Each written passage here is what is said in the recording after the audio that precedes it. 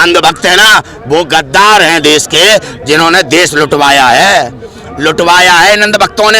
याद रखना, देश जब गुलाम बना था, जब मान सिंह ने गद्दारी की थी, देश बेचने में राजनाथ, कृषि मंत्री अनुराग ठाकुर, ये वो है जो मान सिंह के वंशज हैं, जिनने हमारा देश बेच दिया। आज हमें राष्ट्रवाद और राष्ट्रभक्ति समझा रहे हैं। ये 2 कौड़ी के, ये भी तो था तुम्हारा देशभक्त लाला रामदेव, 2 कौड़ी का आदमी, जड़ी बूटी और योगा से आया हमारे बीच में, और आज कॉन्डम, चड्डी बनियान, पता नहीं क्या क्या बेच रहा है ये भगवा पहन के। अब ऐसे लोगों की खैर नहीं है। राम मंदिर के नाम पे सत्ता में आया वो, जिसने गोधरा कांड करवाया, 59 कार सेवकों पे राजनीति की, हमें लड़ाया, हमारे देश में नफरत फैलाई, कीमत चुका रहा है बच्चा। संदीप पात्रा से पूछना क्यों इसे अपना बाप मानता है, जब से किसान का बेटा आज रक्षा मंत्री है और हमसे कह रहा है राजनीति कर रहे हैं हम। इस देश में जो राजनीति कर रहा है हमारा ही बेटा है। वो दुर्भाग्य है कि स्वार्थ में, अपने लालच में आज हमारे बेटे देश से गद्दारी कर रहे हैं। ऐसे गद्दारों को हम छोड़ेंगे नहीं। नमस्कार, मैं दानिश अंसार और आप देख रहे हैं PRB। इस वक्त हम गाजीपुर बॉर्डर पे मौजूद है और हमारे साथ बातचीत करने के लिए एक किसान भाई है। जो गेंद सरकार आपको फेंकती थी वो आप छक्का मार देते थे, अब गेंद चली गई है सुप्रीम कोर्ट के पाले में। कल सुप्रीम कोर्ट ने कहा था कि सरकार इसको फिलहाल रोके, वरना हम रोक लगा देंगे। आज वही हुआ, सुप्रीम कोर्ट ने रोक लगा दिया। तो कैसे देखते हैं, वो तो सुप्रीम कोर्ट के पाले में चला गया, मान गए, अब घर जाने को तैयार हो गए। न्यायपालिका में इस अध्यादेश को, मैं वो कानून है कि न्यायपालिका में हम जा ही नहीं सकते, तो सुप्रीम कोर्ट रोक कैसे लगा सकता है? सुप्रीम कोर्ट तो रोक लगाया ना, अभी गुमराह कर रहा है, गुमराह। अच्छा। न्यायपालिका में जा ही नहीं सकते ना भाई। आपने सुना होगा शुरू में लड़ाई में ये भी था कि हम न्यायपालिका के पास नहीं जा सकते, तहसीलदार फैसला कर देगा। इनने जितने भी अध्यादेश बनाए हैं उन अध्यादेशों में न्यायपालिका में नहीं जा सकते। यूपी में जो योगी ने बनाए, जहां भाजपा की सरकार में जो कानून बना रहे हैं, चाहे शिवराज, चाहे कोई अध्यादेश ला रहे हैं, वो कोई न्यायपालिका में जगह नहीं है। संविधान विरोधी हैं, लोकतंत्र के हत्यारे हैं ये भाजपाई। आज पूरा देश जान गया। सुप्रीम कोर्ट ने जो किया, इसके अस्तित्व पर पहले से ही टिप्पणियां होती चली आ रही हैं। जब प्रशांत भूषण जी के ऊपर हुई थी बात, 1 रुपए का जुर्माना, न्यायपालिका की मजबूरी थी। न्यायपालिका के अस्तित्व को कैसे देश में देखा जा सकता है, समझें। जब हम आ रहे थे, अंदर दिल्ली के जा रहे थे, सरकार ने रोका। सुप्रीम कोर्ट ने सरकार से तो कोई कुछ कहा नहीं। जब आज हम यहाँ बैठ गए हैं, तो आज सरकार हमें हटाना चाहती है, वही सुप्रीम कोर्ट कर रहा है। ये हमारा लोकतांत्रिक अधिकार है, आज़ादी पाई है आंदोलनों से। आज कोई सुप्रीम कोर्ट में अगर सरकार का बंधुआ बैठ जाएगा तो वो लोकतंत्र को या संविधान को मिटा नहीं देगा। ये बहुत बड़ी ताकत है, 150 करोड़ भारतीयों की ताकत है। एक आदमी ये चाहे ना वन मैन आर्मी जैसे मोदी समझ रहे हैं अपने आप को, ऐसे देश नहीं चलेगा। पूरा देश बेच दिया है इनने, राम का नाम लेते लेते। आज देश ने समझ चुका है, तभी तो ये किसान यहाँ पे डला हुआ है। आज क्या इनने राष्ट्रभक्ति की है, क्या देशभक्ति की है? अरे गरीब कर दिया देश को। आम नागरिक जो अच्छा रोजी करके खा रहा था, जो उसे भुखमरी फैला दिया है। कहते हैं दिल्ली वासी परेशान है। कम से कम 20 लाख दिल्ली के वो परिवार हैं जिनको भुखमरी फैला दिया मोदी ने। वो यहाँ पे आके खाना खाते हैं। आकर एक बार मोदी जी घूम जाए, देख जाएं, तो अपने कर्मों के विलाप उन्हें देखने को मिलेंगे। राष्ट्रवाद के नाम पर, देश हित के नाम पर, राम के नाम पर देश ही बेच दिया यार, देश ही बेच दिया। आप पे देश नहीं चल रहा, इस्तीफा दो। और जब तक नरेंद्र मोदी सत्ता में है, तब तक देश में कोई भी हालात नहीं सुधरेगा।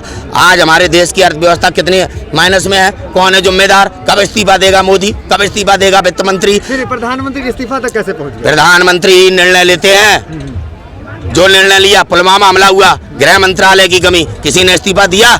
ये दुनिया को टारगेट करते थे, वो सत्ता के लोभी हैं, वो अहंकारी हैं। अरे अहंकारी मोदी है, सत्ता का लोभी मोदी है। आज इसका चरित्र पूरे देश के सामने नंगा हो चुका है। मतलब अब कहीं किसान मजबूर तो नहीं हो गया, अब क्या करेगा? किसान मजबूर। 26 जनवरी का भी प्लानिंग था, आजादी मिली थी, 26 जनवरी पे ट्रैक्टर जाएंगे। ये हमारी ट्रैक्टर रैली को रोकने के लिए कोर्ट का सहारा लिया है सरकार ने। हमारा संवैधानिक अधिकार है, कोर्ट कैसे छीन सकता है? कोई हम पे कैसे पाबंदी लगा सकता है कि हम दिल्ली नहीं जाएंगे? मतलब परेड में शामिल हुई है? परेड में शामिल होना भारत के प्रत्येक नागरिक का लोकतांत्रिक अधिकार है, संविधान देता है। अगर इस अधिकार को कोई कुचलने का प्रयास करेगा, उस देशद्रोही को देश छोड़ेगा नहीं। सेना, भारत के ये रक्षा करने वाले पुलिस वाले, रखवाले अपने संविधान के साथ हैं या नरेंद्र मोदी RSS के साथ हैं। हम जाएंगे दिल्ली, हमारा अधिकार है। हमसे ना कोर्ट छीन सकता है, ना हमसे कोई नेता छीन सकता है, ना हमसे सरकार छीन सकती है। हम 26 जनवरी मनाने जाएंगे और ट्रैक्टर के साथ जाएंगे।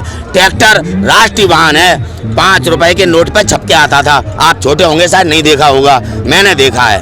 तो उस ट्रैक्टर के ऊपर टिप्पणी करना, ये कौन है जो आज हमारे ट्रैक्टर को दिल्ली में जाने से रोक रहे हैं? कौन है ये? टिप्पणी तो आप पे भी है कि आप नकली हैं, नकली किसान हैं। अरे जो आतंकवादी हैं जैसे साध्वी प्रज्ञा सिंह ठाकुर और वो नरेंद्र मोदी, जिसने कभी सच नहीं बोला, इनकी टिप्पणियां सुनता कौन है भाई? आज इनकी असलियत ये प्रचार से महान बना। सुन रहे हैं आप? ये प्रचार से महान बना। आज बच्चा बच्चा थूक रहा है, नरेंद्र मोदी चोर है, आज बच्चा बच्चा कह रहा है। ये है वास्तविकता। प्रचार से नहीं बनते मोदी है तो मुमकिन है। देखिए 9वीं दौर की वार्ता हो गई, फिर वार्ता, तारीख पे तारीख। हमेशा कहा ना आपसे, वार्ता के नाम पर देश को गुमराह किया जा रहा है, किसानों के प्रति साजिश की जा रही है, कहीं ना कहीं आंदोलन को तोड़ने का प्रयास किया जा रहा है। जब हर तरफ से ये विफल हुए तो सुप्रीम कोर्ट का सहारा लिया। आज सुप्रीम कोर्ट के सहारे से किसानों के आंदोलन को कुचलने का प्रयास है। मोदी कहते हैं महिलाओं से निवेदन करते हैं आप मत आओ, सुप्रीम कोर्ट भी वही बात कहता है। ये प्रमाण दे रहा हूँ कि सुप्रीम कोर्ट सरकार के सामने अधीन है। आखिर जब इतना नुकसान है किसानों को तो फिर सरकार बात क्यों नहीं मान रही है? अडिग क्यों है? ये अड़ियल रवैया क्यों? सरकार बिकी हुई है ना अंबानी अडानी के हाथ से। सरकार ने एडवांस ले लिया 5,000 अरब रुपया, 5,000 अरब रुपया एडवांस ले लिया इनने, भाजपाइयों ने। कानून वापस करने में प्राण इसलिए निकल रहे, नहीं तो रात में 9 बजे आकर नोटबंदी कर दे, 8 बजे आकर लॉकडाउन कर दे। नोटबंदी से तो आतंकवाद की कमर टूटने की। हाँ, आतंकवादी संसद में पहुंचा दी, कमर क्या टूटेगी यार, खाम खाम की बात। आतंकवादियों का संरक्षण कर रही है सरकार, तुम कह रहे हो कि आतंकवाद की कमर तोड़ दी। सारे उद्योगपतियों का काला धन सफेद हो गया।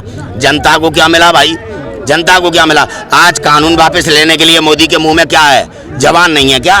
चिपक गई है जवान। वैसे तो आके नोटबंदी, देश बंद, कोरोना महामारी है, अब किसान अन्नदाता के लिए नहीं कुछ बोल पा रहे। ने कहा कि आप पिकनिक मना रहे हैं तो कब तक? अरे ये भाजपा के विधायक लड़कियों की सप्लाई करने वाले हैं। कबूतर कांड में 2006 में पकड़ा गया था, दिल्ली तिहाड़ जेल में बंद किया करा गया था। और सुन लो, बिहार में क्या करा नीतीश कुमार ने?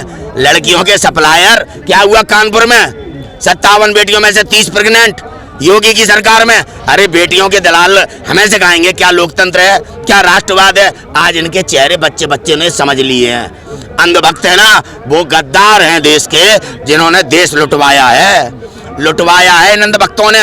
याद रखना, देश जब गुलाम बना था, जब मान सिंह ने गद्दारी की थी, लक्ष्मीबाई की हत्या जब हुई थी, जब राजपूत ने गद्दारी की थी, पृथ्वीराज चौहान की हत्या जब हुई थी, उन्हें मोहम्मद गौरी जब पकड़ के ले गया था, जब एक राजपूत ने गद्दारी की थी। और आज देश बेचने में राजनाथ, कृषि मंत्री अनुराग ठाकुर, ये वो है जो मान सिंह के वंशज हैं, जिनने हमारा देश बेच दिया, भारत बेच दिया। अब इन्हें जवाब देना पड़ेगा। मोहन भागवत कह रहे हिंदू गद्दार नहीं हो। अरे मोहन भागवत सबसे बड़ा गद्दार है।